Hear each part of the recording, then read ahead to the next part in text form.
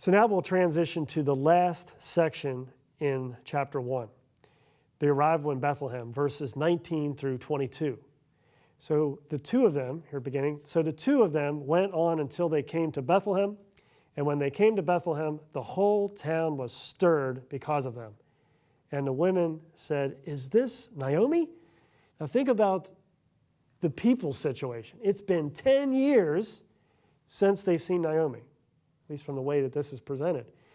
And you can see them asking this question, like, is this her? Really? It's been 10 years. Wow. And they're excited to see her. It's been 10 years since they've seen their long-lost friend, their long-lost relative. So they come back to Bethlehem, and this creates some stir, some talk. But take note of this question again. Is this really her? And again, it's showing that excitement in their voice and in their anticipation of, wow, we get reunited with her. But then note how she responds, which this is sad. She said to them, "Do not call me Naomi. Call me instead what? Mara." And then she explains why the name change. For the Almighty Shaddai, El Shaddai, the Almighty, He has dealt very bitterly with me. That's why you call me bitter, Mara. I went away full. I had a family, all that, and the Lord has brought me back empty. Why call me Naomi when the Lord has testified against me? And she's seeing how God, in her view, is against her. And the Almighty has brought calamity upon me. Ruin, right? A mess. My life is now in chaos. I'm in pain. I'm in suffering. I have nothing. I went away full, and now I come back with nothing. Wow. Look at this response. And then think about the context in which this is given. Because what's happening here? First off, let me mention this, sorry. And first off, mention this. Naomi means pleasant, and Mara means bitter. So this is a complete transition from something nice and delightful, Naomi, to Mara, bitter. Bitter to the taste, bitter in experience.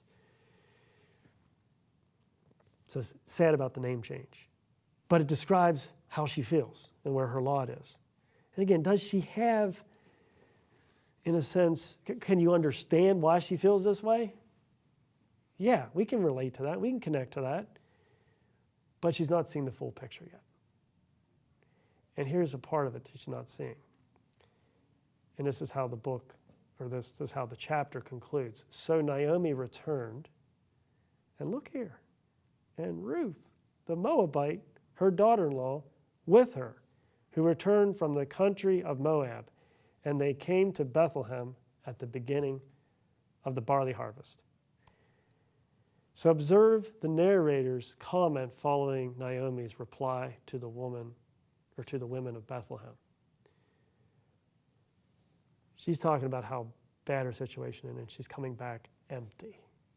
But the narrator puts in, well, yeah, Naomi came back, and with her came Ruth, the Moabite, her daughter-in-law.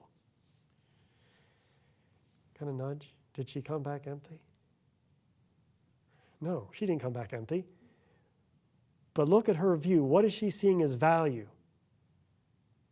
Males. She's devaluing female. This is important because of what's going to happen later in the book. Now, I'm not putting down men either, because later on you have the both that's important. But we need to be sensitive to that how she's seeing value and worth and fulfillment is the males in her life. Husband, sons. Her daughter-in-law, go back home. Don't come with me. And well, all right, finally come with me. And here, it's not even that she's there. It reminds me of a bad example in my life of whenever I came home from the airport one year, Christmas time. I used to live in Texas, and then I would my brother would come, be nice to drive 2 hours and pick me up at the airport. And this one year I came home and the airlines were, let's say, not so nice with my luggage. And so I get the luggage off of the carousel and I see the wheels bent up and I pull it and it's going screech, screech, screech. And this did not make me have the Christmas cheer. And so I'm really angry coming away from this. Like, why can't they just fix my luggage right? And here's my brother waiting. He just made the sacrifice of coming to pick me up. And he's there smiling and ready to like greet me. I can say it's in hindsight because I missed it initially. But how do I greet him? I'm like, look at my suitcase. Look what the airline did. And he went from this smiley face to like this, And he like grabbed the luggage and carried it off. And my wife at that point, she's like, Tony. I was like, what? She's like, you did greet your brother. He sacrificed to come here. He was happy to see you. And all you could do is complain about the stupid luggage. And I think about that's the case here in a much worse scenario than my luggage predicament. But here she's coming back. She's obsessed in her position where she's at. And she's not seeing the grace and the blessing of Ruth who came with her, which is interesting to see here. So consider the situation for Ruth now. Think about this, okay? Ruth just said, I'm with you through thick and thin. She's clinging on to her. Where you go, I'm going to go. Where you die, I'm going to die. Your people, my people. And here she comes back meeting. She doesn't know anybody. And she comes back, and this is how Naomi acts and doesn't even acknowledge her.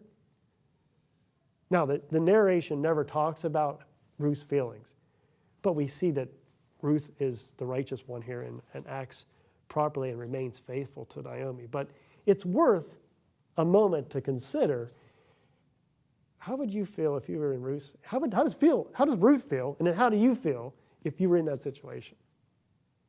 Right? Something to think about. And it's a life lesson for us in our relationships. Where bad things happen to us, it's fine to mourn it, and it's fine to cry out to others and explain your situation, but we don't want to do so to the effect that we what? We maybe harm the people that love us and care for us, and we overlook the good, which really that's what this book is unpacking for us. Because again, Naomi thinks, my world's ruined. And again, we can see why she would have that view, but this book is going to point us to get another perspective. So chapter 1 ends with this ray of hope, being that it is at the beginning of the barley harvest. Remember, what sent them out of the land?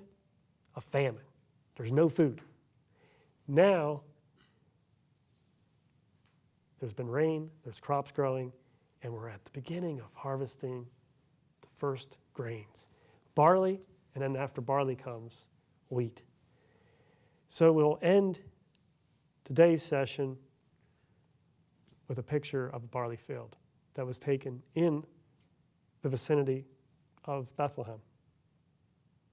Modern day picture, but here still barley. Beautiful field of barley here that's ready for harvest. It's golden. This is what they come back to. Wow, went away, destitute. Now I'm coming back. There's food, there's sustenance. And she does see this through the grid of God's provision here. But that's going to set us up nicely for chapter 2, when we see the continuing development of this story for what God is going to do in the life of these two widows. God hasn't abandoned them. We'll take a look at that next time. So thank you for coming today.